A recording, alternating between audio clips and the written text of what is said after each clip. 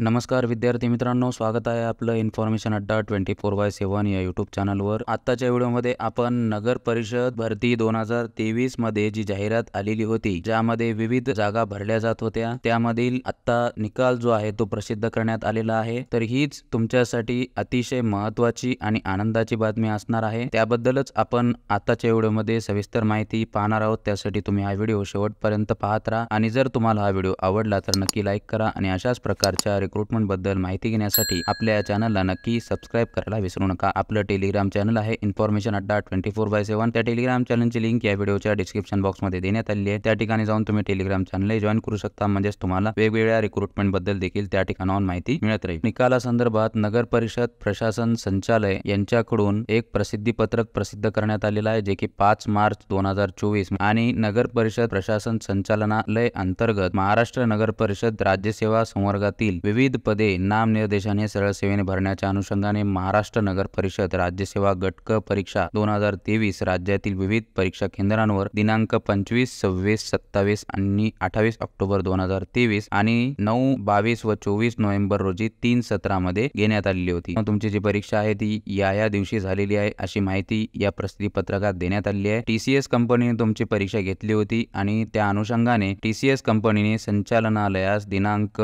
4 मार्च 2024 रोजी सादर केलेल्या माहितीनुसार उमेदवारांना सदर परीक्षेस प्राप्त झालेले गुण संवर्गनिहाय याद्वारे प्रसिद्ध करण्यात येत आहेत। सामाजिक व समांतर आरक्षण विचारात घेऊन संवर्गनिहाय गुणवत्ता यादी स्वतंत्ररित्या प्रसिद्ध करण्यात येईल। तर ही जी पीडीएफ फाईल आहे ती मी आपल्या टेलिग्राम चॅनलवर देऊन देईल। त्यासोबतच ही जी लिंक आहे ती मी आपल्या या व्हिडिओच्या डिस्क्रिप्शन बॉक्समध्ये देऊन देईल। हा जो निकाल आहे तो ड्राईव्ह वरती प्रसिद्ध केलेला आहे। या लिंक वरती क्लिक केल्यानंतर अशा पद्धतीने ड्राईव्ह ओपन होते आणि या ठिकाणी जसं तुम्ही बघसाल तर सर्व पदांचे निकाल या ठिकाणी तुम्हाला पाहायला मिळतील। तर बघा मित्रांनो, पहिला जे निकाल आहे तो अकाउंट्सचा आहे, त्यानंतर इंजिनिअरिंगचा निकाल आहे, फायर सर्व्हिसचा रिझल्ट आहे, सॅनिटरी इन्स्पेक्टरचा रिझल्ट आहे, त्यानंतर म्युनिसिपल टॅक्सेशन ॲडमिनिस्ट्रेशन आणि वॉटर सप्लाय सर्वे स्वच्छता निरीक्षकची जी पदं होती त्याचा देखील निकाल या ठिकाणी प्रसिद्ध केलेला आहे। सर्व जे पीडीएफ फाईल आहेत ते या ठिकाणी तुम्हाला पाहायला मिळतील। यातील मित्रांनो आता आपण सध्या एक रिझल्ट ओपन करून बघूयात। या ठिकाणी पहा मित्रांनो, Maharashtra municipal taxation and administration service या पदाचा आपण निकाल सध्या पाहतो आहे आणि या पदाचा जो पीडीएफ आहे तो एकूण 2230 पदांचा आहे। सर्व